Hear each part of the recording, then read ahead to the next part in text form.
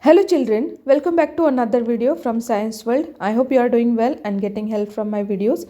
Children, today we are going to read chapter number 16, Our Rights and Duties. Book exercises and question answers. Social Science Class 4 Milestones book.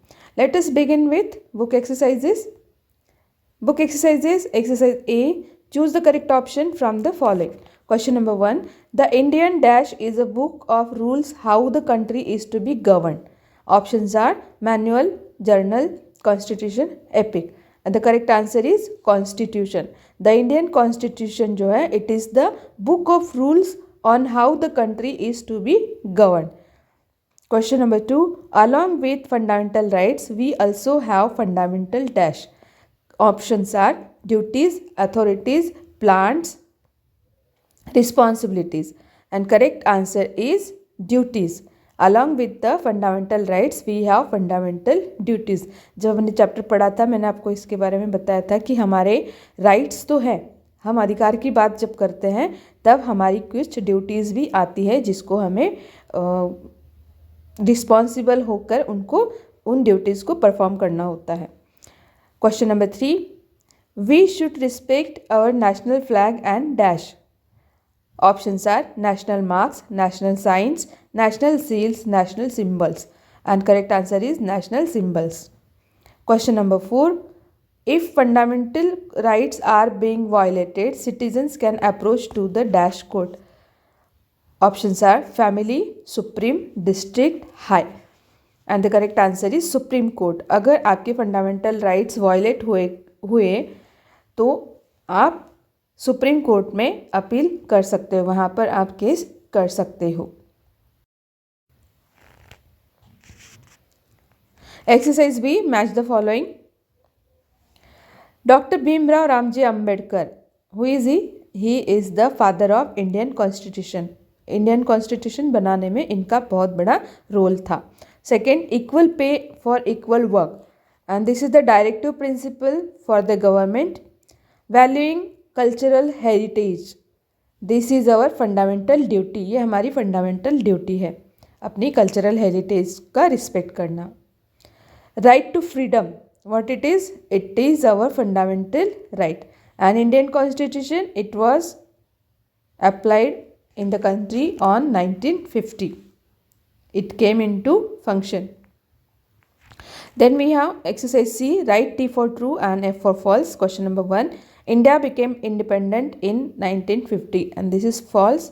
ये हम सबको पता है कि India को independence 15 अगस्त 1947 को मिला था. Second, constitution is a book of rules which states how a country should be govern and this is correct sentence. Constitution वो बुक होती है जिसमें सारे रूल्स लिखे होते हैं कि एक कंट्री का गवर्नमेंट कैसा होना चाहिए. Question number 3. The constitution of India was adopted on 15 August 1947. This is again false statement.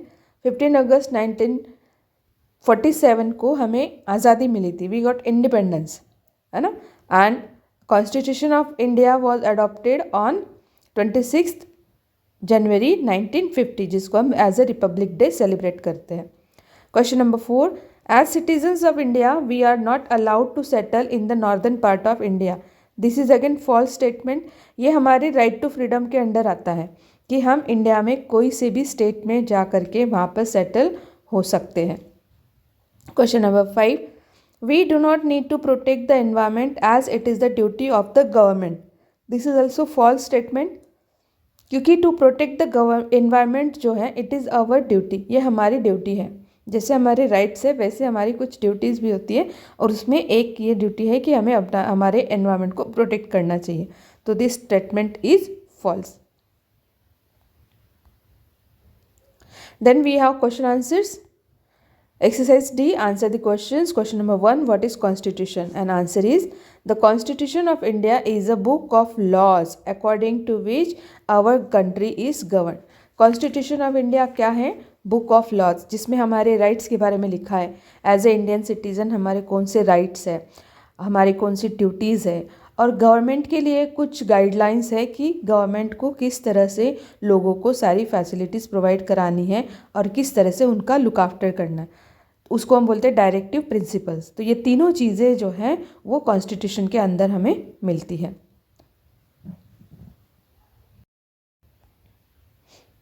Then we have question number 2, name the fundamental rights enjoyed by the Indian citizen. Indian citizen के लिए कौन से fundamental rights है?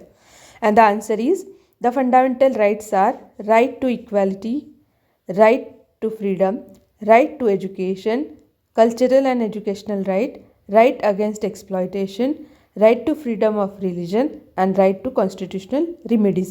अब यहाँ तो हमने सिर्फ लिखे हुए हैं, तो अगर इसके बारे में आपको और समझना है तो आपको इस चैप्टर का वीडियो जो है एक्सप्लेनेशन वाला वो देखना होगा, ठीक है? तो उसमें आपको ये सारी चीज़ें इजीली समझ में आ जाएंगी। Then we have question number 3, what was the role of B.R. Ambedkar in framing the Indian constitution. Doctor Bhimrao Ambedkar, और जिनको हम बाबा साहेब अंबेडकर के नाम से भी जानते हैं, वो कौन थे और उन्होंने क्या इसके लिए किया था, कॉन्स्टिट्यूशन में उनका क्या रोल था कॉन्स्टिट्यूशन को बनाने में? Answer is B.R. Ambedkar was the chairman of the drafting committee.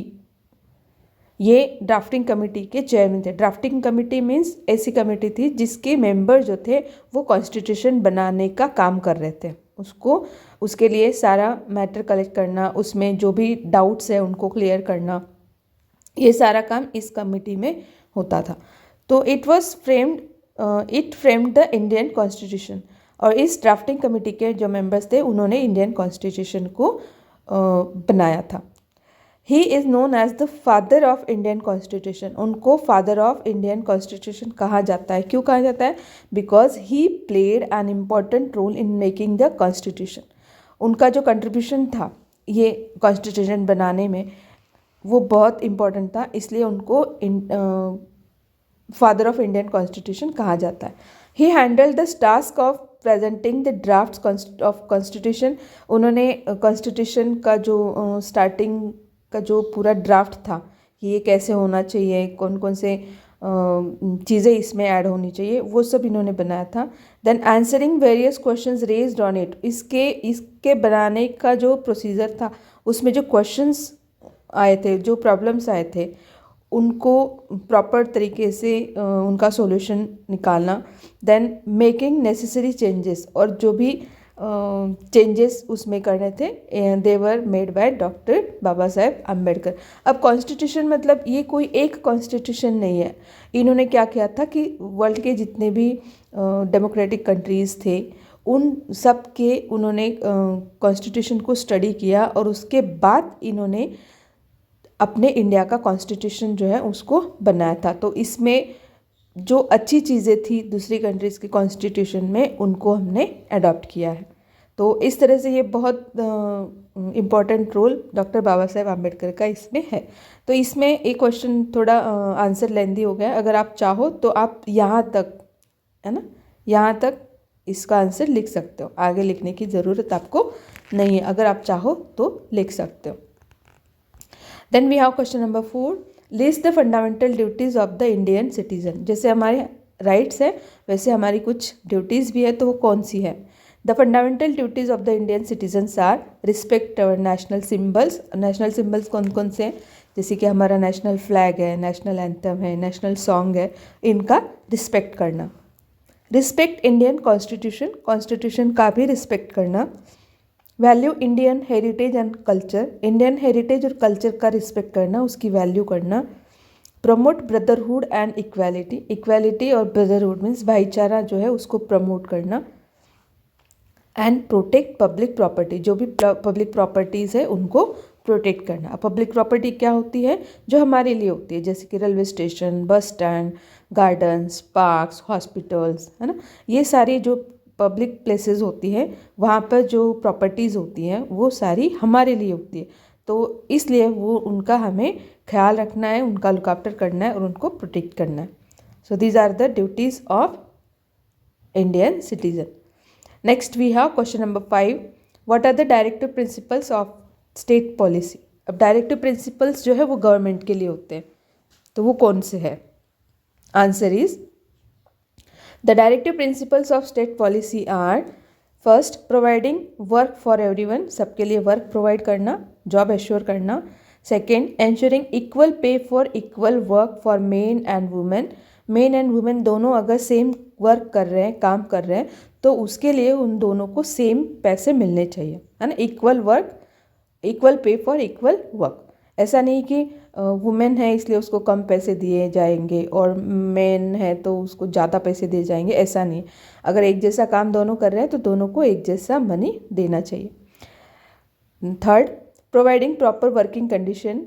हमारी जो वर्किंग कंडीशंस होती है, वर्क प्लेसेस होते हैं जहाँ पर हम काम करते हैं, वहाँ पर प्रॉपर वर्किंग कंडीशंस अवेलेबल है कि नहीं, या फिर उसको प्रोवाइड कराना. Number 4, free education for children. Number 5, poor should not be exploited. जो गरीब लोग हैं उनका शोषण नहीं होना चाहिए, उनका एक्सप्लॉयटेशन नहीं होना चाहिए. Number 6, provide decent standard of living for everyone. और सबके लिए decent standard of living provide कराना. अब डिसेंट स्टैंडर्ड ऑफ लिविंग का मतलब क्या होता है, तो इसमें कि 2 टाइम का हमारा जो फूड होता है वो अवेलेबल होना चाहिए लोगों को. देन एजुकेशन उनको मिलना चाहिए, उनको हेल्थ केयर की जो फैसिलिटीज़ है वो भी मिलनी चाहिए, तो इससे कि उनका जो स्टैंडर्ड ऑफ लिविंग है वो अच्छा हो. तो these are all 5 questions of this chapter. Then next we have exercise E, think and answer. Question number 1, what would happen if there was no constitution or written rules in our country? अगर country में कोई rules नहीं होते return में, या फिर कोई constitution नहीं होता, तो क्या होता या क्या होगा. Answer is, if there was no constitution there would be no clear guidelines for the governance, no legal protections. अगर कॉन्स्टिट्यूशन नहीं होता, लॉ नहीं होते, तो क्या होता, गवर्नमेंट के लिए कोई भी क्लियर गाइडलाइंस नहीं होती है कि होती अगर कि किसी सिचुएशन में उनको क्या करना चाहिए, है ना. तो बिना प्रॉपर गाइडलाइंस के जो गवर्नमेंट है वो भी काम नहीं कर सकते. नो लीगल प्रोटेक्शन, आपके लिए कोई लीगल प्रोटेक्शन नहीं होता, कोई भी किसी को भी एक्सप्लॉइट कर सकता है ना. आपके जो अधिकार है, आपके जो फंडामेंटल राइट्स है, तो उनका भी एक्सप्लॉइटेशन हो सकता है. There would be human rights abuses. Human rights जो है उसका एब्यूज़ हो सकता है, मतलब वो राइट्स आपसे छीन सकते हैं और आपका एक्सप्लॉइटेशन हो सकता है. And challenges in solving the disputes and conflicts. जो भी चैलेंजेस, जो भी डिस्प्यूट्स होते हैं, कन्फ्लिक्ट्स होते हैं, है ना, लड़ाइयाँ झगड़े होते हैं, चाहे वो फैमिलीज़ के बीच में हो, नेबरहुड में हो, या स्टेट्स में हो, या फिर नेबरिंग कंट्रीज़ में हो, तो इन डिस्प्यूट्स और कन्फ्लिक्ट्स को सुलझाने के लिए हमारे पास कोई भी गाइडलाइन नहीं होती और ना ही हमारे पास कोई लॉज नहीं होती. So here we have finished question answers and book exercises of chapter number 16. Thank you for watching this video. If you like this video, then please like, comment and share with your friends. Also subscribe my channel and press the bell icon to get notification of my upcoming videos. We'll meet soon in our next video. Till then, take care. Bye bye.